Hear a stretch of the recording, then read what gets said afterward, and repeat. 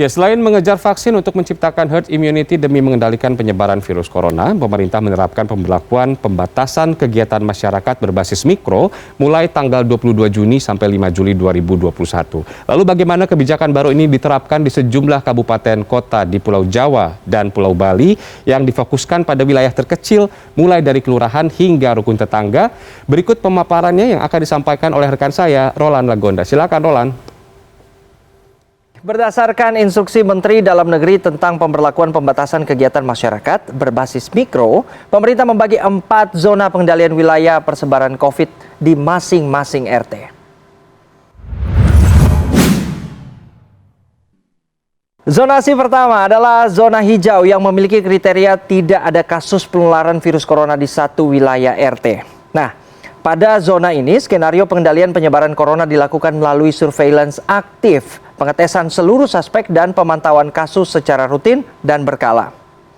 Zonasi kedua yaitu zona kuning dengan kriteria terdapat 1-5 rumah yang terkonfirmasi positif virus rumah dalam satu RT selama 7 hari terakhir. Skenario pengendalian di zona kuning yakni dengan menemukan kasus suspek atau pelacakan kontak erat, dan selanjutnya yakni zona oranye. Zona ini memiliki kriteria di mana terdapat 6-10 rumah dengan kasus konfirmasi positif dalam satu RT selama 7 hari terakhir.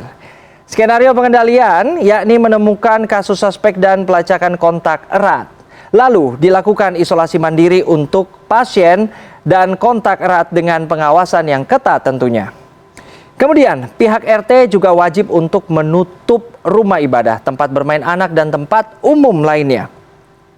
Namun sektor esensial yang berada di zona ini masih diperbolehkan untuk buka. Terakhir adalah zona merah.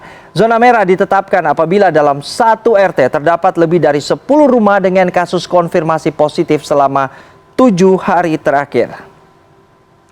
Ada 6 skenario pengendalian wabah dalam zona merah dalam pemberlakuan PPKM tingkat RT. Pertama, menemukan kasus suspek dan pelacakan kontak erat. Kedua, melakukan isolasi mandiri atau terpusat dengan pengawasan yang ketat.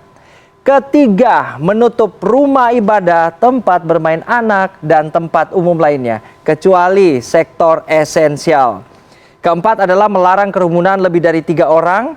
Kelima, membatasi keluar masuk wilayah RT maksimal hingga pukul 8 malam.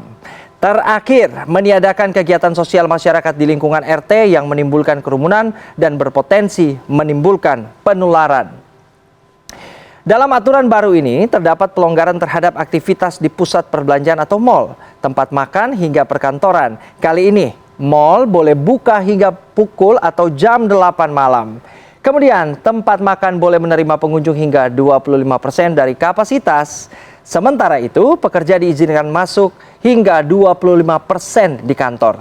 Ketentuan ini tentunya berbeda selama pelaksanaan PPKM sebelumnya.